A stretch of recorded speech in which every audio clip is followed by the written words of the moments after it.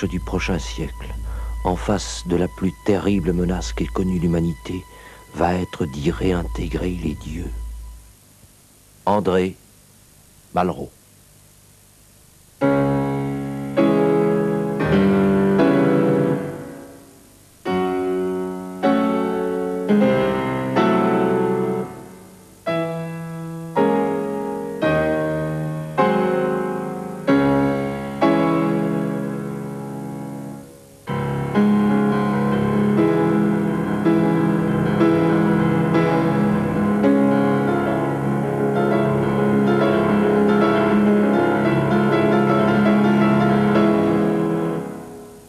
Madame, mademoiselle, monsieur, bonsoir. Il n'y a pas de mal à se faire du bien, bien sûr. Mais, réflexion faite, est-ce si sûr que ça en a l'air? La bonne vieille sagesse populaire qui nous invite ainsi à profiter de la vie avant qu'il ne soit trop tard, ne nous indique-t-elle pas, par ailleurs, qu'il faut gagner sa vie à la sueur de son front? Alors, jouir ou souffrir? That is the question. Voilà la question qui sera du début à la fin au cœur de cette émission, comme elle l'est au cœur de l'œuvre de notre invité, le philosophe Michel Onfray. Michel Onfray, bonsoir. Bonsoir. Entre souffrance et jouissance, à bien lire chacun de vos 17 livres en 12 ans, pas d'hésitation. Oui à la jouissance, mais attention, non à la jouissance sans conscience. La souffrance, chez vous, rime d'abord avec l'enfance. Une enfance passée dans la misère, entre un frère, un père ouvrier agricole et silencieux, et une mère femme de ménage dure, violente même parfois. À 10 ans, direction la pension. 7 années cloîtrées dans un orphelinat chez les Salésiens. Des Salésiens, à vous croire, pas très chrétiens. Petit, paraît-il, vous rêviez de conduire des trains. Envie de voyage, désir de vitesse déjà, fureur de vivre sûrement, de vivre enfin. Plus tard, bien plus tard, vous choisirez les livres pour vivre. Aiguillage vers la philosophie. Philosopher sûrement, mais vivre d'abord. Aussi, le docteur en philosophie, devenu professeur de terminale dans un lycée technique de Caen, dans sa Normandie natale, enseigne-t-il l'art de vivre par priorité. À ses élèves émerveillés, assure-t-on, de le suivre ainsi sur les chemins de la sagesse, chemins de traverse souvent, loin des autoroutes de la certitude et des impératifs catégoriques, plus près, tout contre, leur questionnement quotidien, tantôt sur le cannabis, tantôt sur la masturbation. Leur nouveau manuel, c'est catégorie essai, le best-seller de l'été. Anti-manuel de philosophie, paru chez Bréal. Quel succès pour un brûlot, un pavé dans la mare, à en croire les critiques. Et de fait, ce manuel, c'est de la dynamite. De quoi s'étonne-t-on? Onfray, jugez-en plutôt, présente bien, n'est-ce pas? Mais détrompez-vous. Ce gentilhomme cache un rebelle. Que dis-je?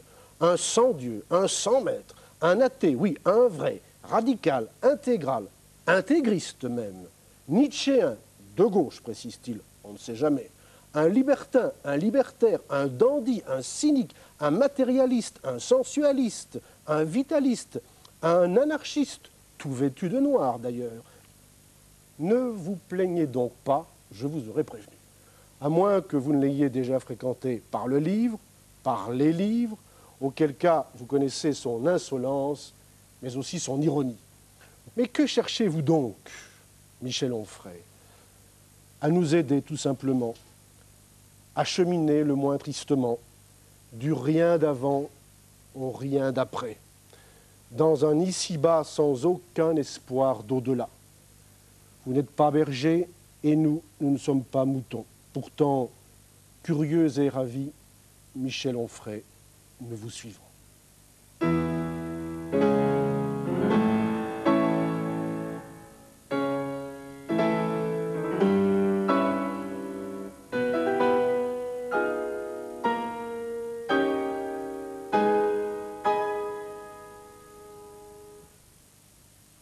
diable, Michel Onfray. Nom de Dieu, point d'exclamation, voilà un titre qui sent le soufre. Alors, l'écrire c'est bien, le dire c'est peut-être mieux.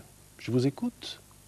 Ah oui, je peux vous le faire, parce que, comme vous m'avez demandé, j'ai réfléchi un petit peu au ton qu'il fallait, et ça donne quelque chose plutôt du genre « Nom de Dieu », avec une petite musique qui renvoie très précisément aux paysans de mon enfance, moustachus, habillés comme au 19e siècle, avec les pantalons côtelés de velours, les bretelles, et qui juraient, comme des charretiers, selon l'expression consacrée.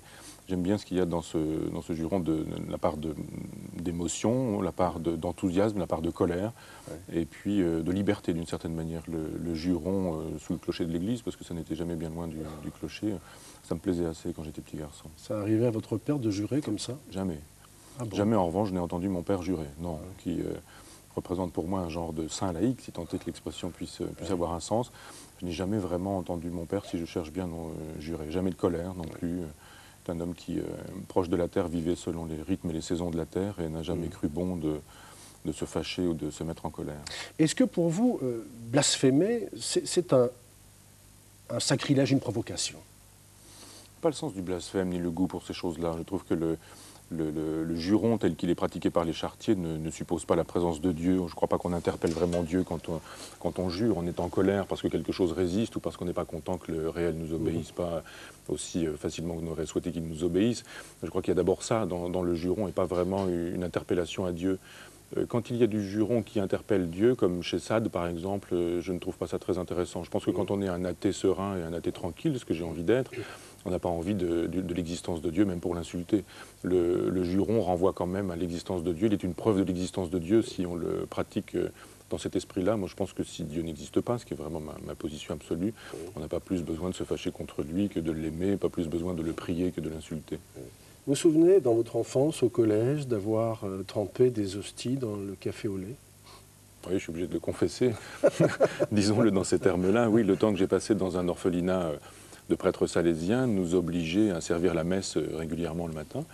Et l'un des plaisirs que nous avions, enfin que j'avais, parce que je n'ai pas souvenir d'avoir commis ça, d'avoir commis mes larcins avec des compagnons, c'était de boire un petit coup de vin blanc à 7h30. Et puis déjà le vin? Oui, vin de messe, sucré, blanc et agréable, et puis de faucher des hosties dont je me demandais tout de même si elles étaient consacrées ou non. J'avais quand même le sens du sacré. Et je trouve qu'elles flottaient très bien dans le café au lait, elles finissaient par s'effondrer pendant le petit déjeuner. Et j'avais souvenir d'une certaine manière d'entretenir un rapport direct à Dieu, auquel je ne croyais pas, mais il y avait toujours ce plaisir un peu sadien, quand on a entre 10 et 14 ans, je dirais, de l'interpeller de cette manière-là. Vous confessez ça notamment dans Le ventre des philosophes, dans l'introduction, dans votre essai d'autobiographie alimentaire. Vous dites « La noyade du Christ mal inspiré d'avoir choisi la forme boulangère ». C'est quand même un peu blasphématoire. Hein. Bon. C'est ironique, on dira. C'est ironique et socratique. Le blasphème, je ne le vois vraiment pas là. Enfin, je n'ai pas le goût de la provocation, contrairement à ce qu'on peut imaginer. J'ai le goût de penser clair et net, donc ça ne se porte pas beaucoup dans nos époques. Et on pense qu'il y a souvent de la provocation à tout simplement dire ce qu'on pense. Le blasphème n'est pas vraiment un plaisir que j'ai. Je n'ai pas vraiment le goût du blasphème. L'ironie, plutôt, dans la phrase que vous avez joliment et justement choisie, il y a beaucoup plus d'ironie que de volonté d'insulter Dieu. À 2 reprises déjà, vous venez de prendre vos distances par rapport à Sade. Oui. Pourquoi? Parce qu'il y a 2 façons d'être chrétien, une manière positive et une manière négative. Je dirais, Sade procède de la manière négative. C'est du christianisme inversé, Sade. Bataille aussi, je dirais. Ce sont des individus qui ont besoin de Dieu pour exister. Ils ont besoin de lui pour dire qu'ils le détestent. Moi, je pense que la meilleure façon d'être athée, c'est de ne pas avoir besoin du tout de cette hypothèse ou de cette figure-là. Vous prenez le christianisme, vous l'inversez absolument et vous obtenez Sade. Il y a même des moments où ça coïncide absolument. Je crois que le christianisme n'aime pas le corps. C'est évident, mais Sade n'aime pas le corps. Bataille n'aime pas le corps non plus. Donc ce christianisme pile et face, je dirais, ne m'intéresse pas. J'ai envie d'un dépassement du christianisme, je n'ai pas envie de me déterminer par rapport au christianisme. Donc, hédoniste, oui, sadique, sûrement pas. Ni sadique, ni sadien. Je dirais, il y a dans la jouissance que je propose un souci de l'autre. Il n'est pas question pour moi que l'hédonisme se fasse au détriment d'autrui. Il y a une place d'autrui qui est essentielle dans l'hédonisme que je propose. Et le christianisme m'intéresse pour ça, d'ailleurs. S'il faut conserver quelque chose d'essentiel au christianisme, c'est quand même cette place de l'autre qui est laissée de manière franche, nette et... Bien qu'à un certain moment, on a l'impression que l'amour du prochain, ça vous dérange. Ça me dérange comme une obligation parce que c'est impensable. Ce qui me gêne dans le christianisme, c'est parfois cette suréthique absolument impensable. S'il s'agit d'aimer son prochain parce qu'il est aimable, on n'a pas besoin d'une injonction ou d'un impératif catégorique ni hypothétique. On n'a pas besoin d'une invite. Aimer son prochain s'il est aimable, c'est une évidence. Si en revanche le prochain n'est pas aimable, c'est là vraiment que l'amour du prochain pose problème. Comment est-ce qu'on s'y prend? Je dis, prenons-le de manière excessive. Celui qui n'est pas aimable, c'est celui même qui est franchement détestable. Comment est-ce qu'on pourrait imaginer que l'amour du prochain puisse nous obliger, par exemple, à aimer notre bourreau? On est persécuté par quelqu'un, quelqu'un veut nous faire violence, un violeur à l'endroit des femmes, par exemple. Il faudrait l'aimer au nom de l'amour du prochain. Je trouve cette éthique absolument indéfendable et insupportable. Donc je pense que l'amour du prochain n'a pas à être conditionné par un absolu, qui supposerait qu'on puisse aimer comme soi-même pour l'amour de Dieu, selon l'expression consacrée. Je pense que l'amour d'autrui est en relation avec une décision qui suppose qu'on soit l'un l'autre dans une logique hédoniste et semblable. Et ça, et vous préconisez en quelque sorte une éthique de l'élection, si j'ai bien compris. Donc. Oui, plutôt que cette espèce d'indifférence d'autrui qui n'existe d'ailleurs que comme, bon, il existe d'accord, mais d'une certaine manière, c'est tout de même Dieu qui est derrière, et il n'est pas une fin, il est un moyen pour conduire à Dieu ou pour aller vers Dieu. Je trouve que cette existence d'autrui, elle fait problème dans le christianisme, et dans l'hédonisme, elle fait beaucoup moins problème. Je dirais, il s'agit de jouir et faire jouir. La phrase est de Chamfort qui dit « sans faire de mal ni à toi ni à personne ». Voilà, je crois, toute morale. Je trouve que finalement, c'est vraiment le projet de l'hédonisme. De la jouissance pour soi, pour autrui, mais pas contre lui, pas malgré lui. Alors tous les épithètes que je vous ai adressés dans la présentation, veuillez m'en excuser, mais c'est chez vous, je les ai trouvés, hein, de athée radical, voire même intégriste, à anarchiste. On passe par matérialiste, sensualiste, libertin, libertaire. C'est du pareil au même, tout ça? On pourrait dire, pour utiliser une métaphore j'allais dire médicale, non, on dirait musicale plutôt, joli lapsus, que c'est variations sur le même thème. Oui, ce sont des variations sur le même thème. Je crois que toutes ces figures-là sont des figures d'individualité. Ce sont des gens qui, les uns les autres, dandys, sensualistes, matérialistes, etc., considèrent que l'essentiel, c'est l'individu, l'indivisible au sens étymologique. Et je crois que les grands discours ayant disparu, christianisme, marxisme ou psychanalyse, il ne nous reste plus que l'individu avec son corps, la vérité de l'individu. L'individu, c'est-à-dire moi? Chacun en tant qu'il est, il est sans double. Oui, c'est vous pour vous, c'est moi pour moi, c'est chacun pour lui-même. Chacun est le centre du monde parce que, point de vue éthique, métaphysique plutôt qu'éthique, je dirais, il s'agit de considérer que le réel s'organise à partir de moi, mais on n'en fait pas l'économie. C'est moi qui vois, qui sent, qui goûte, qui touche, c'est moi qui vis, qui vieillit, qui meurt, qui jouit. Et cette solitude-là, ce solipsisme, pour le dire dans les termes de philosophie, c'est une évidence. Donc cet individu, c'est celui sur lequel il faut construire une éthique possible ou pensable.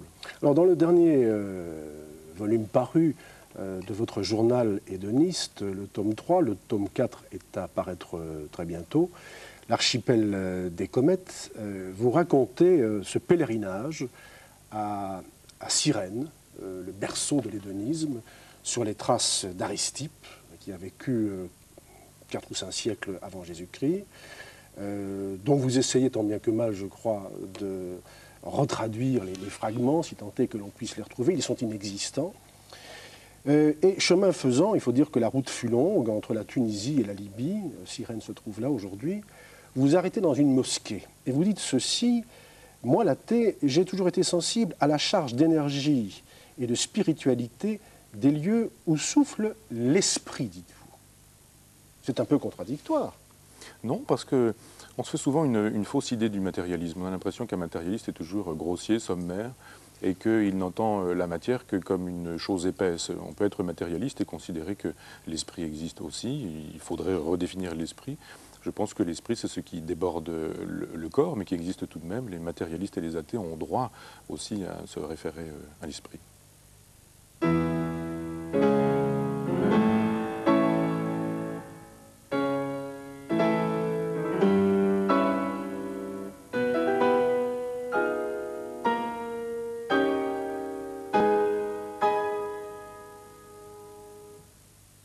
Cette image, Michel Onfray, vous vous en souvenez comme si c'était hier, vous aviez 10 ans, si je ne me trompe. Hein? Que représente-t-elle aujourd'hui à vos yeux? C'est vraiment aujourd'hui, vous avez raison, c'est vraiment aujourd'hui que j'ai l'impression que cette image peut finir par être commentée et que l'écart qu'on a entre cette époque et aujourd'hui, je Je me souviens, en faisant mes études, d'avoir lu Du monde clos à l'univers infini de Coiré, qui disait l'importance qu'il y avait eu du passage du géocentrisme à l'héliocentrisme. Comment on avait finalement, avec cette nouvelle vision du monde, induit une nouvelle métaphysique. Comment peut-être, je dirais aujourd'hui, une nouvelle métaphysique peut aussi induire une nouvelle conception du monde, enfin l'ensemble se tenant. Et je crois qu'on n'a pas tiré toutes les conséquences de cette possibilité qu'a eu l'homme d'aller sur la Lune, c'est-à-dire de quitter la Terre, avec ce que ça peut induire de pensée écologique au sens premier du terme, c'est-à-dire une vision de la planète comme une terre globale, comme un endroit fini et fermé, la possibilité peut-être de penser autrement la question de la technique, la question de la place de l'homme dans le monde, et surtout la question du sens. On pourrait presque prendre comme une boutade la phrase de Gagarine disant dans l'espace qu'il n'avait pas vu Dieu, enfin grande propagande soviétique, on s'en va dans l'espace avec un Soyouz quelconque, et puis on s'en vient dire je regarde par le hublot, pas de Dieu, je reviens sur Terre, et j'ai fait une belle démonstration de matérialisme dialectique et historique, voire hystérique.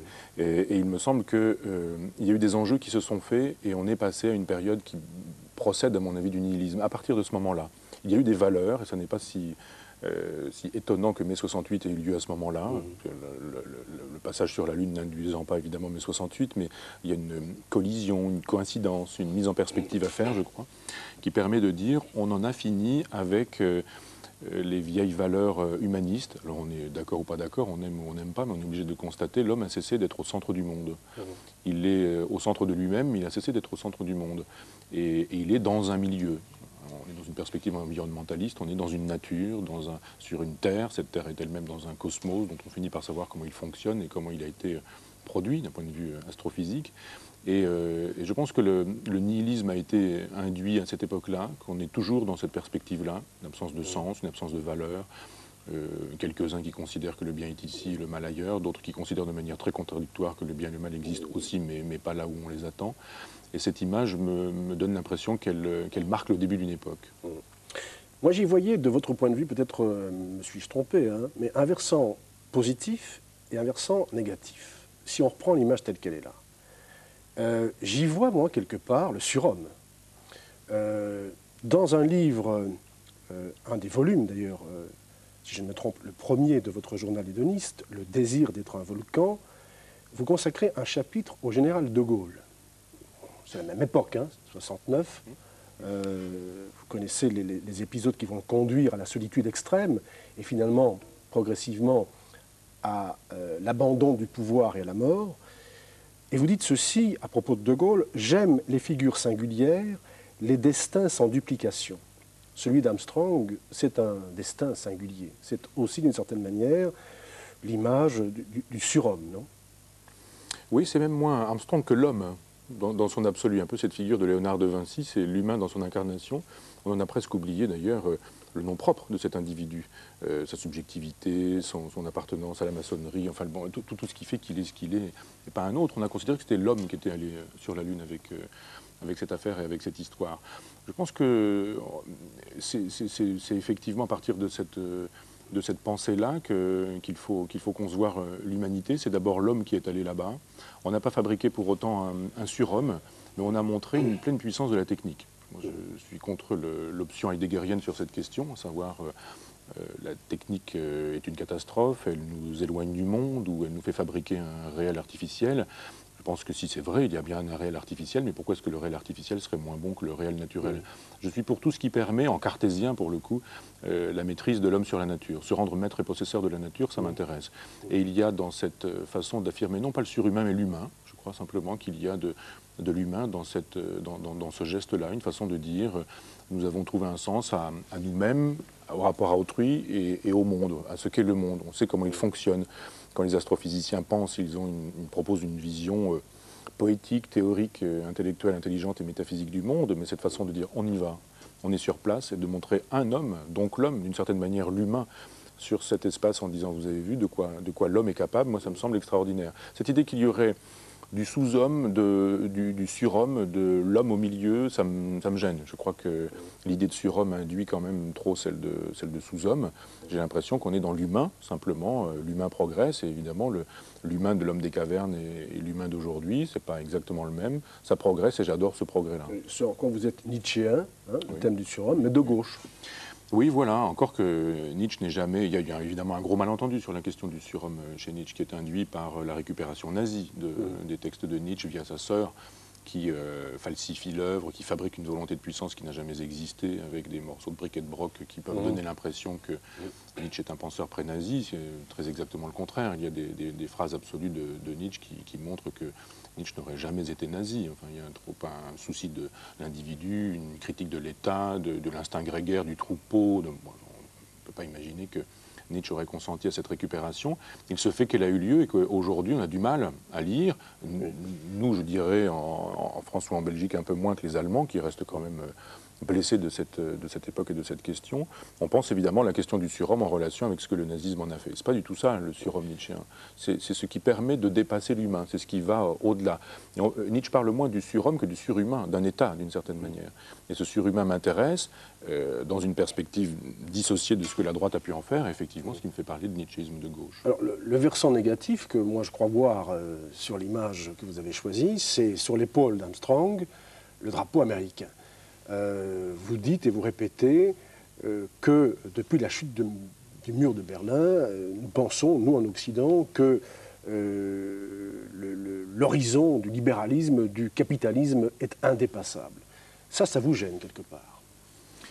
Oui, mais comme je vous disais tout à l'heure que finalement c'était plutôt l'homme qui était sur la Lune qu'Armstrong, citoyen américain avec le drapeau des États-Unis, je n'ai pas vraiment pensé à ça en termes de colonialisme, même si vous avez raison, c'était quand même une guerre entre les grandes puissances, c'était moins l'homme qui avait envie de triompher que le libéralisme, le capitalisme dans sa version libérale et américaine contre le soviétisme, enfin le marxisme version soviétique. Donc il y avait dans la perspective de la guerre froide cette vision des choses. Mais j'y ai vraiment pas songé du tout, même si vous avez raison, je crois que le libéralisme présenté aujourd'hui comme l'horizon indépassable de la pensée et de la spiritualité, ça ne me va pas du tout. Je trouve que l'argent n'est pas une valeur, que ce que l'Amérique nous propose ne présente aucun intérêt, c'est-à-dire la puissance du capital, de la monnaie, de la circulation de l'argent beaucoup plus facile que celle des hommes. Enfin bon, le fait qu'on puisse d'un côté faire jurer sur la Bible, de l'autre côté voir la mention du nom de Dieu, pour le coup sur le dollar, et puis en même temps qu'on puisse électrocuter les gens sans discontinuer, tout ça me semble une civilisation qui n'est pas extraordinaire. Si on peut être hegelien et considérer qu'il y a eu des grands moments dans l'histoire, que les Mésopotamiens, les Égyptiens, les Romains, enfin les Grecs, les Romains, les Européens ont fait des grandes cultures, des grandes civilisations, les uns disparaissant pour laisser place aux autres. Si effectivement on peut se poser la question de la présence de l'Europe dans le monde depuis peut-être la Première Guerre mondiale, on peut imaginer que c'est à ce moment-là que le grand craquement se fait. On peut malheureusement imaginer et constater que la domination en termes de culture se fait avec les Américains, via les Américains. Ce drapeau planté sur la Lune peut montrer un désir impérialiste. Vous avez raison, je n'y avais pas songé, mais l'impérialisme me gêne beaucoup plus aujourd'hui, moins dans le symbole d'une Lune conquise par les Américains que dans la façon qu'on a aujourd'hui d'affamer des populations mondiales et planétaires dans tous les pays du monde, brutalement et violemment dans les pays du tiers-monde, et puis de manière sournoise et insidieuse dans les pays développés.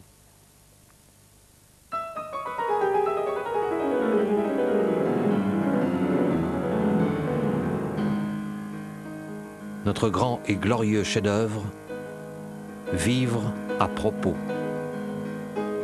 Michel de Montaigne.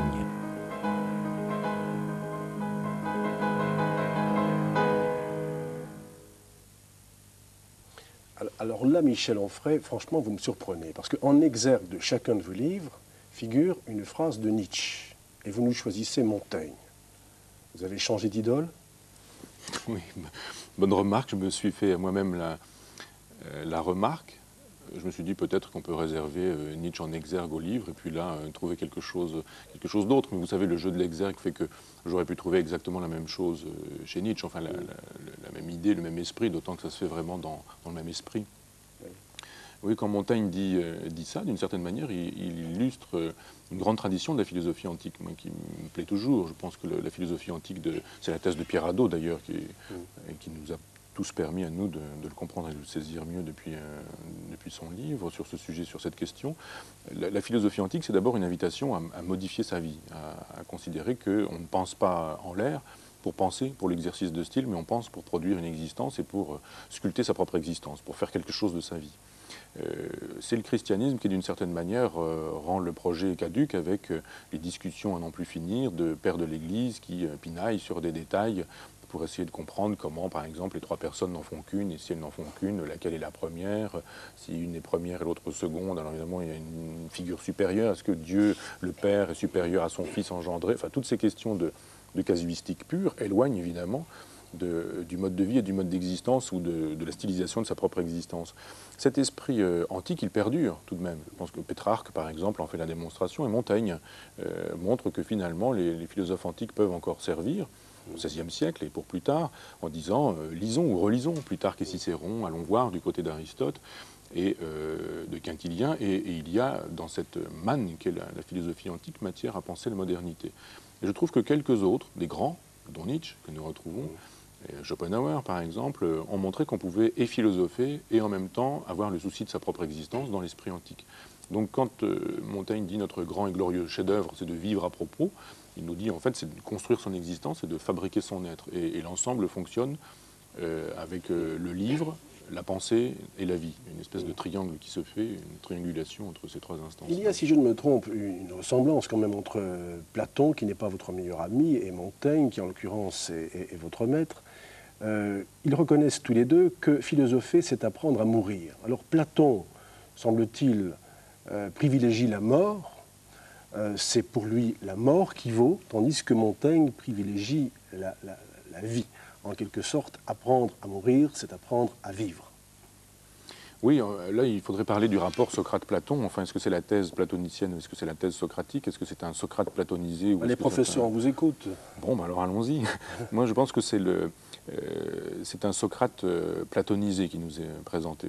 Il nous reste très peu de choses, sauf ce que Platon en dit, Xénophon aussi, bien sûr, et un peu Aristophane, mais sur le terrain est tellement ironique que c'est difficile de considérer ces données-là comme des données historiques.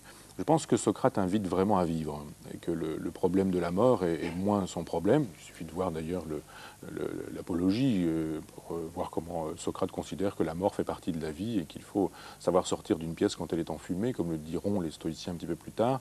Je crois que c'est Platon qui réactive toute la pensée pythagoricienne, toute la pensée dualiste, toute cette idée que nous avons une âme, qu'elle est bien distincte du corps, que d'un côté il y a la matière du corps et de l'autre côté l'esprit à penser de manière immatérielle. Je crois que ce dualisme-là nous invite à penser le corps dans la perspective de l'âme. Il nous invite à renoncer au corps pour qu'on puisse mettre le paquet d'une certaine manière sur l'âme. C'est ce qui me déplaît évidemment chez Platon, car nous sommes corps et âme, et si l'âme existe, elle est matérielle, ce qui n'empêche pas une certaine spiritualité du corps aussi. Je dirais cette figure platonicienne que nous propose Platon en nous parlant de Socrate me gêne un peu. Moi, j'aime plutôt le Socrate historique, si tant est qu'on puisse le retrouver, et qui, d'une certaine manière, est plus proche de Montaigne, Nietzsche, Schopenhauer et les autres. Et Diogène, le cynique. Alors, Diogène est une figure qu'on dit socratique. Moi, j'ai tendance à croire qu'il n'est pas socratique et que Aristippe de Cyrène ne l'est pas non plus, que c'est une convention depuis toujours qu'ont les universitaires de reprendre l'idée du premier qu'il leur a émise et de reproduire de cours en cours et de livre en livre. Je pense qu'il y a une constellation de grandes individualités contemporaines. Bon, Diogène est légèrement postérieur à Socrate, mais Antisthène, le maître de Diogène, est vraiment un exact contemporain, et Aristippe de Cyrène aussi. On peut imaginer que finalement, Socrate, l'inventeur de cette singularité, Diogène, l'inventeur d'une autre singularité, et Aristippe aussi, fonctionne comme, disons-le, comme un archipel de comètes. Et ces trois figures-là m'intéressent parce que ce sont trois façons de fabriquer une individualité contre le pouvoir, contre les pouvoirs. L'un d'ailleurs en meurt. Socrate paie le prix fort. En diriez-vous de la philosophie qu'elle est une pharmacopée? Ah oui, absolument, tout à fait. Une médecine, une pharmacopée. Ça d'ailleurs, c'est dans la grande tradition de la philosophie antique. On considère non pas que la vie est un mal, mais que mal vivre est un mal. Et les chrétiens considèrent que la vie est un mal, et qu'ensuite mal vivre est un mal, mais qu'on peut soigner ça, que d'une certaine manière, on peut bien vivre et on donne, alors chacun selon ses options. On n'a pas les mêmes options quand on est épicurien, stoïcien, cynique ou cyrénaïque, mais chacun donne sa pharmacie d'une certaine manière. Certains avec des potions magiques, d'autres avec des vraies potions, d'autres des laxatifs, d'autres du placebo. Enfin, on pourrait effectivement varier sur ce thème. Dans la préface de votre Raison gourmande, vous parlez du sensualisme du goût, hein, qui peut à lui seul constituer une pharmacopée également, une médecine. Et vous parlez à la fois d'un événement très émouvant, une fraise cueillie dans le jardin de votre père, et de votre première rencontre avec Ikem, le grand sauterne.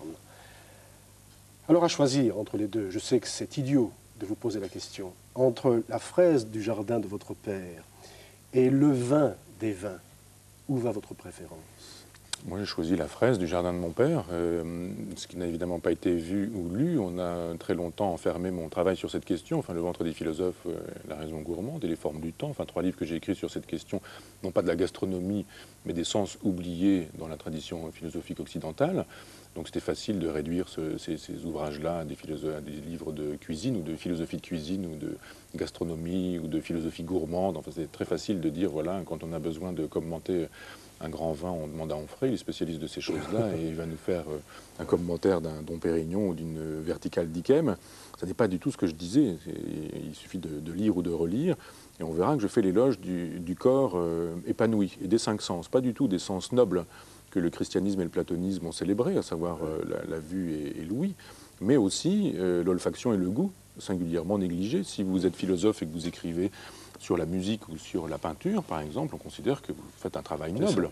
Quand Deleuze écrit sur Bacon, il peut faire un vrai travail. Quand Sartre écrit sur le Tintoret, on considère que tout ça est tout à fait défendable, etc. Enfin, il y a une grande tradition, Diderot et la peinture du XVIIIe. Si en revanche vous êtes philosophe et que vous vous intéressez aux questions des sens oubliés, et que vous parlez de la cuisine, par exemple, ou de la gastronomie, alors immédiatement, vous ne pouvez pas être un philosophe, vous ne pouvez pas faire un travail de philosophe. C'est du moins ce que dit l'université, les officiels, les gardiens de la pensée.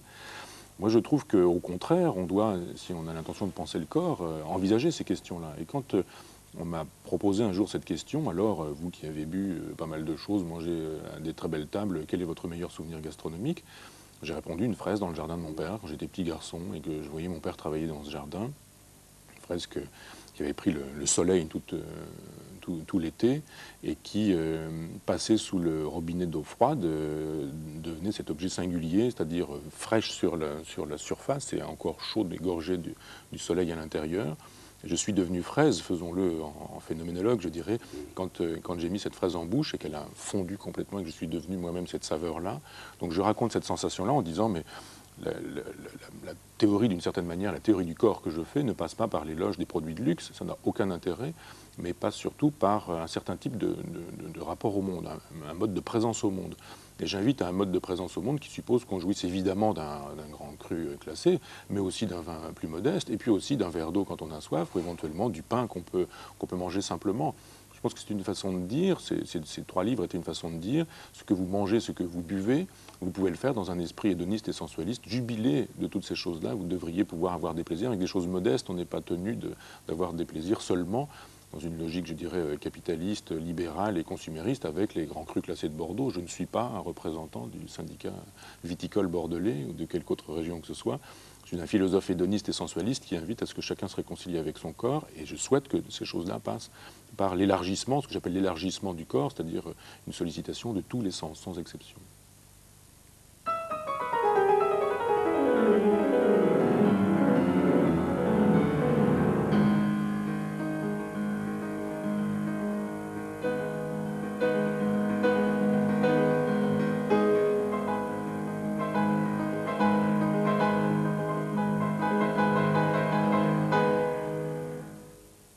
Alors Michel Onfray, quel livre voulez-vous célébrer? Celui-là ou le livre en général?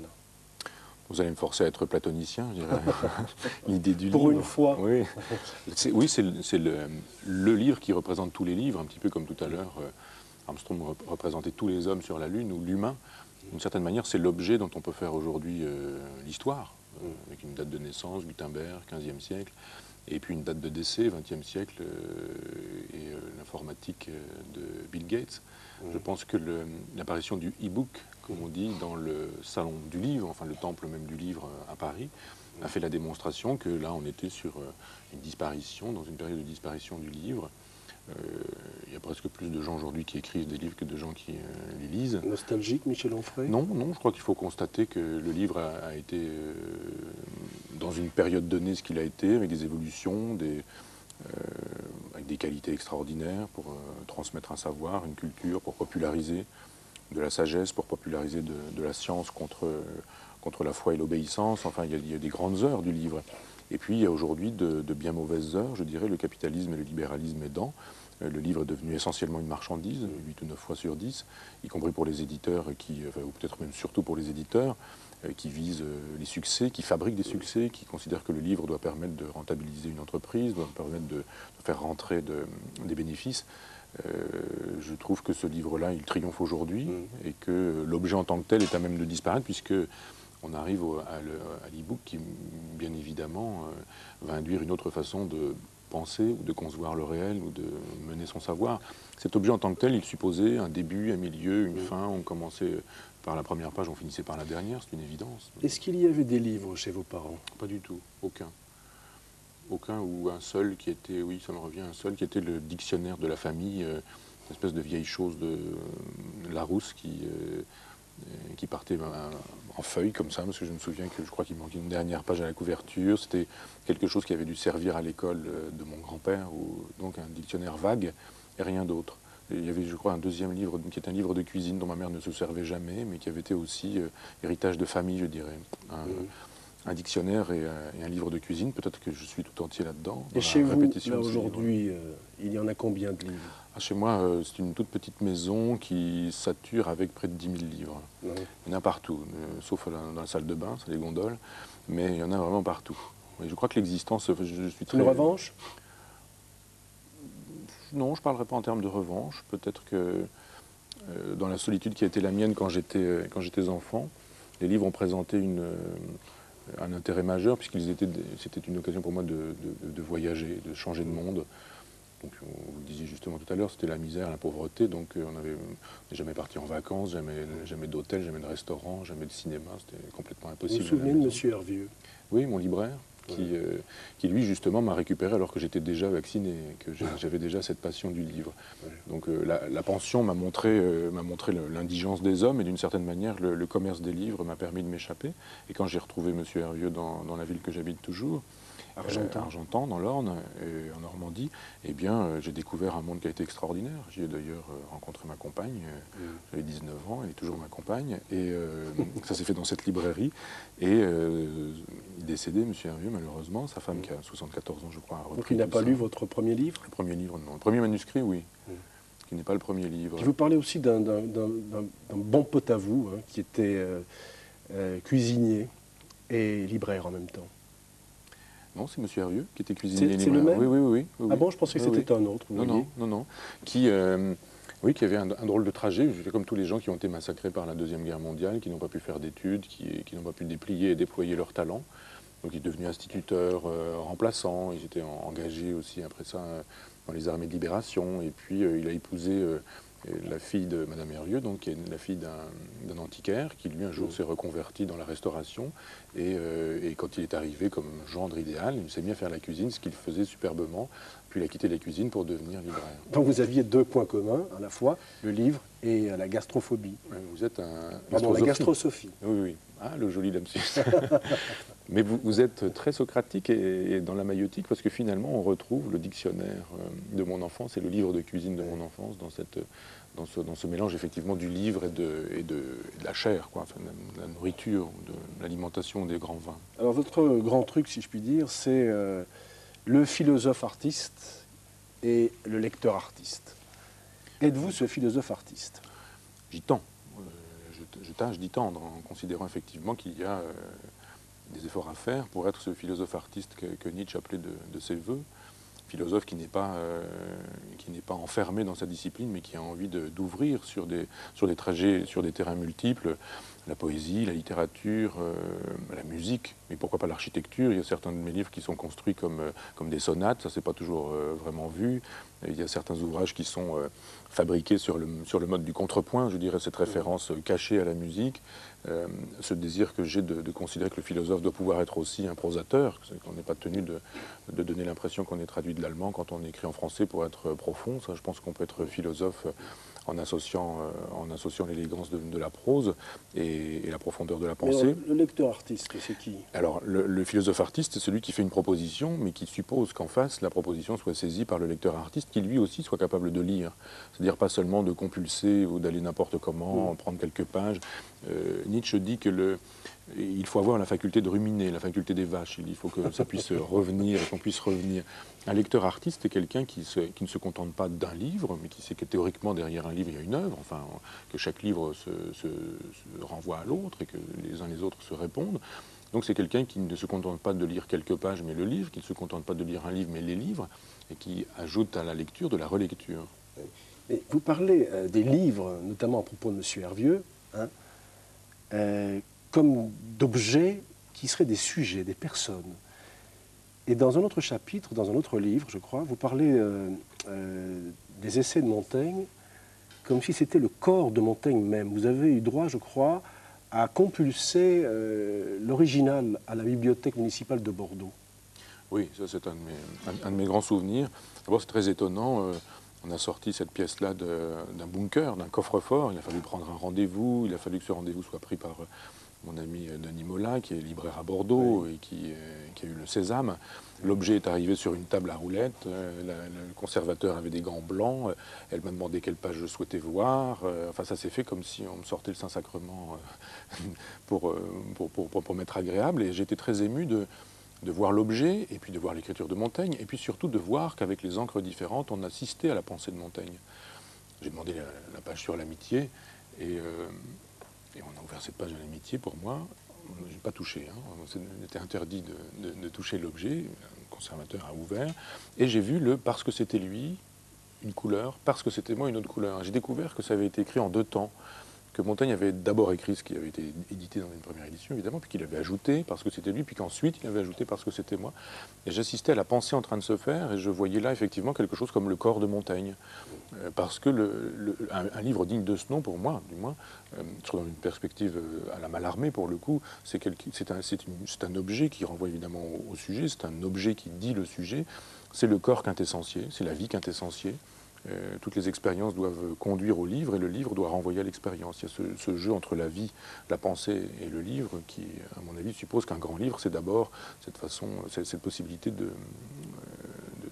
mettre sur le papier. Puis ce qui est merveilleux, c'est que vous célébrez en sensualiste la sensualité de l'écriture, le plaisir de choisir le papier, de laisser glisser le stylo bis sur la feuille. On sent que si on vous demandait d'écrire uniquement par la voie électronique, vous n'éprouveriez pas le même plaisir. Je l'ai fait une fois, quand j'ai acquis mon ordinateur, il y a 5, 6, 7 ans, et pour un texte, pour un article seulement. Et mon directeur littéraire m'a dit « Je ne vous sens pas bien dans cet article, qu'est-ce qui s'est passé ?» Je lui ai dit « Quel bonheur que vous puissiez me dire une chose pareille. » J'ai essayé d'écrire directement sur le clavier, et ça ne marche pas. Il manque effectivement le passage sensuel par la plume, l'encre et le papier.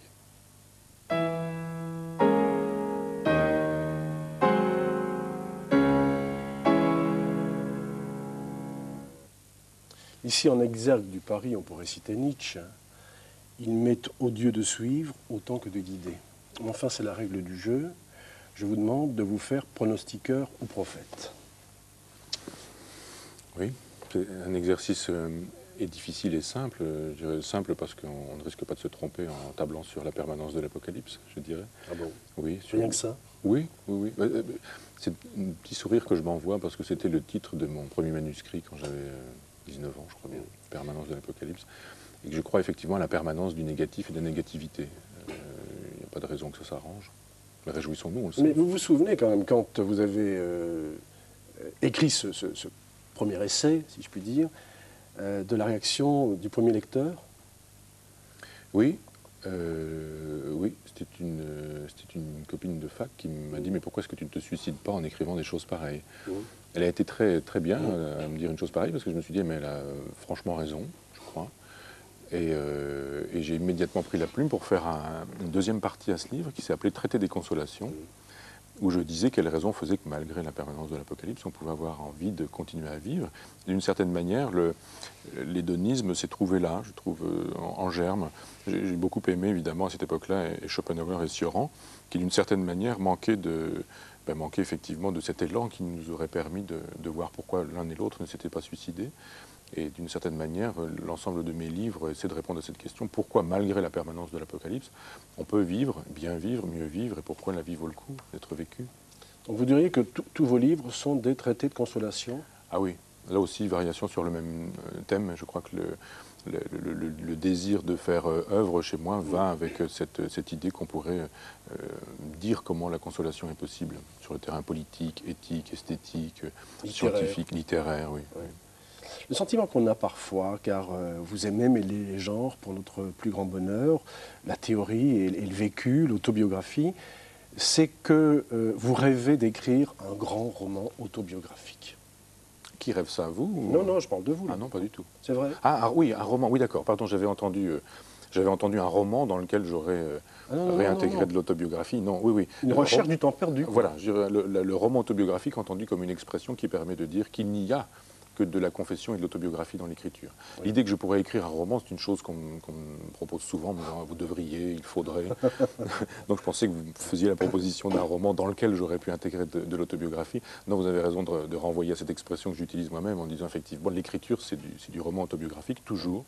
Oui. Il y a ceux qui ont l'honnêteté de le revendiquer comme tel et puis ceux qui tâchent de le dissimuler toujours. Je pense que l'autobiographie de Proust dans La recherche du temps perdu semble ne faire aucun doute. Non. Ça paraît plus compliqué quand il s'agit de la critique de la raison pure. Mais donnez-moi une heure et j'ai quelques hypothèses pour essayer de montrer que la critique de la raison pure, chez Kant, procède aussi de considérations autobiographiques. Est-ce que l'on peut changer le monde uniquement en se changeant soi-même? Ça, c'est une phrase que j'avais trouvée chez Descartes et qui m'avait bien plu quand j'étais adolescent aussi, où il disait l'alternative, c'est se changer ou changer l'ordre du monde. Et je crois qu'il n'y a pas une contradiction aussi grave qu'on pourrait l'imaginer a priori, ou une alternative aussi nette. Je crois qu'en se changeant, on change l'ordre du monde. Et la philosophie antique invitait à penser dans ces termes-là. Deleuze lui-même dit qu'avec la fin de la révolution, ou du désir de révolution, on passait au devenir révolutionnaire des individus. J'aime bien cette expression du devenir révolutionnaire des individus. Je crois qu'on ne peut changer véritablement le réel que si on se change soi-même, d'une certaine manière, que si on tâche d'être exemplaire. C'est ce qu'on trouve aussi chez Baudelaire. Oui, le Baudelaire philosophe, je dirais, ou penseur, celui du dandysme, celui de la sculpture de soi, de la vaporisation du moi, est un Baudelaire qui me passionne. J'adore le poète, bien sûr, mais j'adore aussi le penseur qu'on trouve dans Mon cœur mis à nu ou dans Les fusées, par exemple, parce que le même projet y est dit, comment faire de sa vie une œuvre d'art. C'est quoi un dandy ? Il y a une caricature de Dandy qui est le personnage aux cheveux verts qui renverse les boules de ses glaces dans ses bottes l'été ou qui, à la Brumel, je dirais, quand on lui pose une question sur les endroits qu'il préfère, demande à son valet de répondre à cette question, quels sont les endroits que nous préférons. Il y a une caricature du dandysme qui est dans la mode vestimentaire. Les gilets un peu extravagants, les gants beurre frais fabriqués avec 3 individus qui chacun, etc. Bon, ça, je dirais, c'est la caricature du dandysme, ça ne m'intéresse pas. C'est ces gens qui ont besoin de cette espèce de distinction visible pour croire. Alors, le bon dandysme, c'est quoi ? Alors le bon dandysme, ce serait effectivement la subjectivité radieuse mais sûre d'elle-même, la stylisation d'une existence, ce serait la construction de soi comme quelque chose d'irremplaçable, enfin le fait qu'on puisse faire de soi-même quelqu'un dont on se dit quand il n'est plus là, il était sans double. Mais c'est la solitude. C'est la solitude, mais c'est notre lot. Je le crains, je le crois. Vous ne croyez vraiment plus au lendemain qui chante ? Non, au lendemain, de manière générale, enfin collective, non. Encore que je persiste à me dire de gauche, parce que je crois que la gauche n'est pas la droite et qu'il vaut mieux que les enfants soient à l'école plutôt que dans les mines. Il vaut mieux que les gens aient de quoi vivre plutôt que survivre ou soit au chômage. Enfin, je pense que la droite et la gauche, ce n'est pas la même chose, même si je désespère que la gauche soit si peu de gauche. Donc je crois effectivement que des lendemains peuvent mieux chanter pour certains, pour les plus défavorisés, les plus démunis, les plus pauvres. Je crois que la vraie révolution, elle est individuelle, radicale, subjective et personnelle. Parachever 68, dites-vous parfois ? Oui, achevé, mais 68, non pas comme une bête malade, mais comme quelque chose qui n'a pas été terminé. Je pense que mai 68 a été une grande entreprise de négation. Et qu'en tant que telle, la négativité a bien fonctionné parce qu'elle fonctionnait sur des objets qui méritaient qu'on les dépasse. que les femmes aient été dominées par les hommes, que les patrons aient dominé leurs employés, que les profs aient pu dominer leurs élèves, que les relations de hiérarchie aient pu fonctionner pendant si longtemps. Tout ça a appelé un grand chambardement. Pour autant, je trouve qu'on n'a pas remplacé ces vieilles valeurs par des valeurs nouvelles et on a détruit sans construire. On a supprimé l'autorité, l'ordre, la hiérarchie, la domination, tout ça est très bien. Mais on n'a pas remplacé tout ça par un contrat qui nous permettrait des relations jubilatoires les uns les autres. Un grand livre que vous avez dû lire commence par « Au commencement était le Verbe et le premier Verbe fut le nom ». N-O-N cette fois-là, le nom négatif que vous venez de prononcer après ce nom de Dieu sous forme de juron avec lequel vous avez inauguré cette émission. Michel Onfray, merci pour cette anti-leçon de philosophie, pour cette invitation aussi à ne pas attendre demain pour faire la révolution, si je vous ai bien compris, mais à nous y prendre dès maintenant. En barricade, camarades? Oui. Et si, en amateur de pensées iconoclastes, vous souhaitez obtenir la bibliographie complète de notre ténébreux philosophe, vous connaissez l'adresse, Nom de Dieu, RTBF, Palais des Congrès, 4020, Liège, Belgique. Et puis, nouveauté, vous pouvez également tous nous la demander par courrier électronique. Notre adresse email, nomdedieu@rtbf.be. Bonne fin de soirée à tous et à très bientôt.